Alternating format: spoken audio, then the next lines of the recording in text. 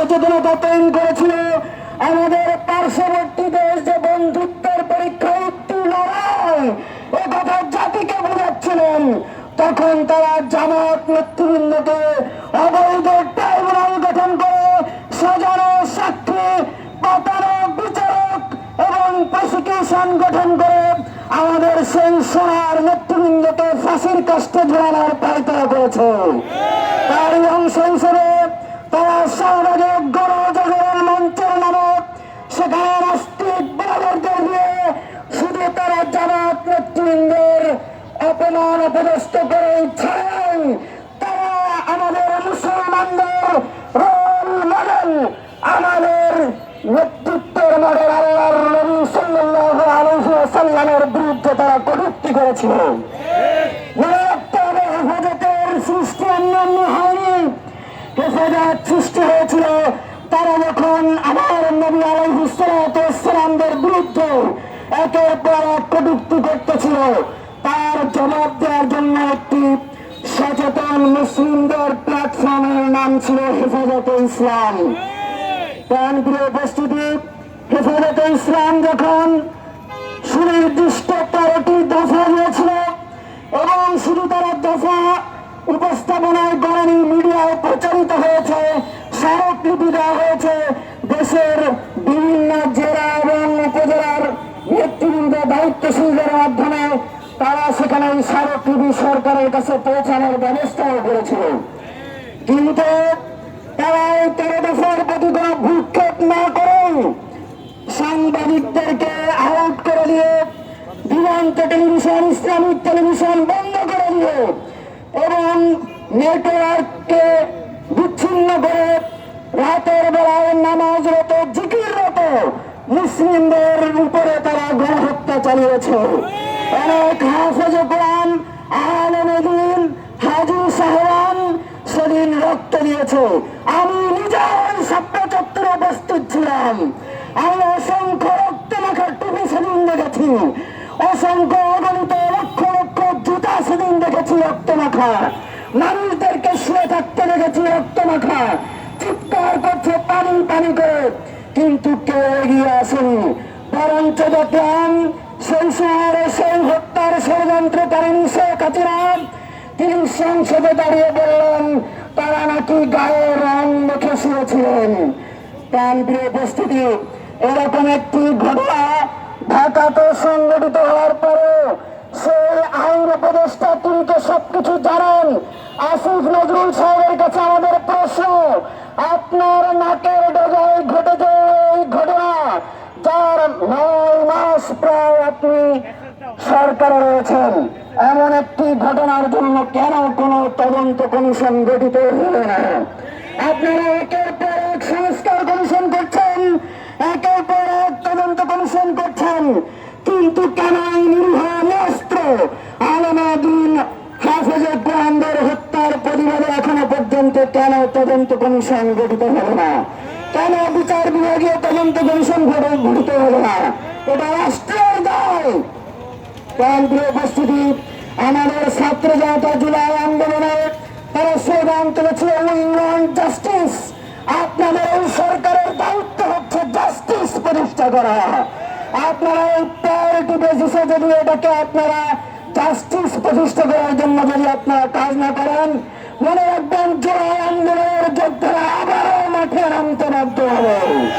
প্রাণপ্রিয় উপস্থিতি, শেষ করতে চাই, যেই শাহবাগের জন্ম হয়েছিল, যার কারণে হেফাজতের জন্ম হয়েছিল, আমাদের নেতৃবৃন্দের ফাঁসির কাস্টে ঝুলানোর পায়তারা, তাদের অপরাধ তারা ভারত বিরোধী কথা বলেছিল। এখনো এটি মাজহারুল ইসলাম ভাই কারান্তহীন কিভাবে থাকে আমাদের বুঝে আসে না। প্রাণপ্রিয় উপস্থিতি, আমাদের সুস্পষ্ট দাবি, কোন তারিখ পেছানো চলবে না। কালকে পূর্ণাঙ্গ শুনানির মাধ্যমে রায় দিতে হবে। এটি মাজহারুল ইসলাম ভাইকে বেকসুর খালাস দিতে হবে। প্রাণপ্রিয় উপস্থিতি, শেষ করতে চাই, ইসলাম দেশ মানবতা যখনই কোন সংকটে পড়েছে তখন এদেশের সচেতন ছাত্র সমাজের প্রতিনিধিত্বশীল ইসলামী ছাত্র শিবির সবার আগে কথা বলেছে। আমরা বাংলাদেশ ইসলামী ছাত্র শিবির খুলনা মহানগর শাখাকে ধন্যবাদ এবং মোবারকবাদ জানাই। তারা এরকম একটি আয়োজন করেছেন। আপনাদের সকলকে, সাংবাদিক বন্ধুগণ এবং মানব প্রাচীরে উপস্থিত সকল জনতাকে আন্তরিক ধন্যবাদ এবং মোবারকবাদ জানিয়ে শেষ করছি। আসসালামু আলাইকুম ওয়া রাহমাতুল্লাহি ওয়া বারাকাতুহু।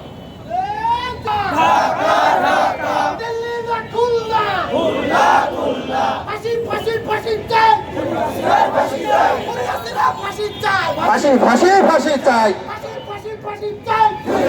ফাঁসি চাই, দিতে হবে দিতে হবে, আদার ভাইয়ের মুক্তি।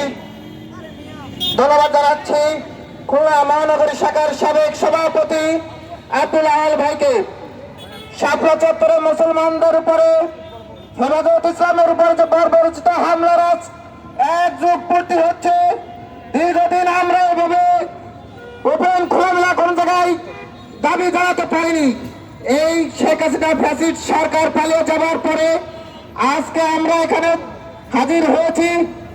শাপলা চত্বরে যে নির্মম বর্বরচিত হত্যা হয়, হত্যার যারা সংশ্লিষ্ট ছিল তাদের বিচারের দাবিতে সম্মানিত উপস্থিতি পর্যায়ে আপনাদের মাঝে বক্তব্য নিয়ে আসছেন বাংলাদেশ ইসলামী ছাত্র শিবির খুলনা মহানগরী শাখার সাবেক সভাপতি, ইসলামী ছাত্র শিবির সাবেক স্কুল কার্যক্রম সম্পাদক ভাই মোশাররফ হোসেন আনসারী। এ পর্যায়ে বক্তব্য নিয়ে আসছেন ভাই মোশাররফ আনসারী।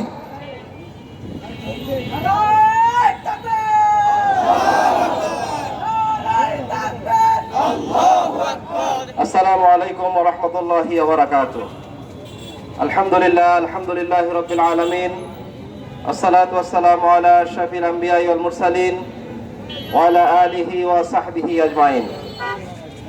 বাংলাদেশের ছাত্র সমাজের প্রাণপ্রিয় সংগঠন, এদেশের তরুণ এবং মেধাবীদের হৃদয়ের সংগঠন শহীদে কাফেলা বাংলাদেশ ইসলামী ছাত্র শিবির খুলনা মহানগরী শাখার উদ্যোগে আয়োজিত 2013 সালের 5ই মে ঢাকার ঐতিহাসিক শাপলা চত্বরে এদেশের গণতন্ত্রের সবচেয়ে বড় শত্রু, এদেশের সবচেয়ে বড় স্বীকৃত খুনি পলাতক শেখ হাসিনার নেতৃত্বে যে গণহত্যা সংঘটিত হয়েছিল, সেই গণহত্যার বিচারের দাবিতে আজকের এই আয়োজিত মানব প্রাচীরের সংগ্রামী সভাপতি শহীদ কাফেলা ইসলামী ছাত্র শিবির খুলনা মহানগরী শাখার সম্মানিত সভাপতি, কেন্দ্রীয় কার্যকারী পরিষদের সম্মানিত সদস্য ছাত্র নেতা আরাফাত হোসেন মিলন, উপস্থিত খুলনা মহানগরী শিবিরের সাবেক সভাপতিবৃন্দ, সম্মানিত খুলনাবাসী, সমবেত তৌহিদি ছাত্র জনতা,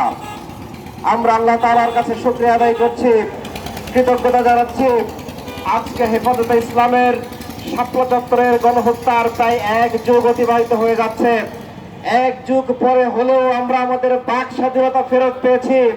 স্বৈরাচার হাসিনার পালিয়ে যাওয়ার মধ্য দিয়ে 1 যুগ পরে হলেও রাজপথে দাঁড়িয়ে আমরা যে কথা বলার সুযোগ পেয়েছি, আমরা যে প্রতিবাদ জানানোর ভাষা খুঁজে পেয়েছি, এই সুযোগ যে আল্লাহ তাআলা ছাত্র জনতার ঐতিহাসিক অভ্যুত্থানের মধ্য দিয়ে আমাদেরকে দান করেছেন, সেই আল্লাহর কাছে আমরা কৃতজ্ঞতা জানাচ্ছি আলহামদুলিল্লাহ। সম্মানিত ভাইরা, 2013 সালের 5ই মে সেই গণহত্যার কথা আপনারা সবাই জানেন এবং আপনারা এটিও জানেন আওয়ামী লীগ সরকার তথা খুনি শেখ হাসিনার এটি প্রথম কোনো গণহত্যা নয়। শেখ হাসিনার আওয়ামী লীগ সরকার বাংলাদেশের রাষ্ট্র ক্ষমতায় এসেছিল হত্যাযজ্ঞের মধ্য দিয়ে।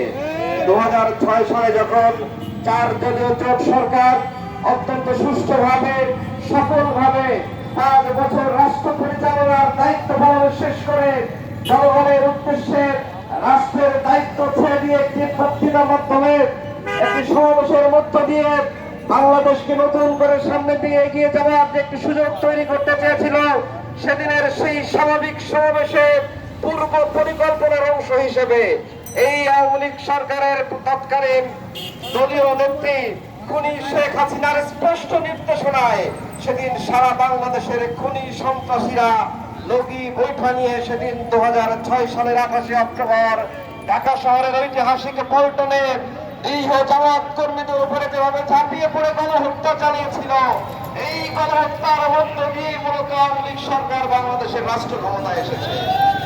আওয়ামী লীগ সেই গণহত্যা বন্ধ করেনি।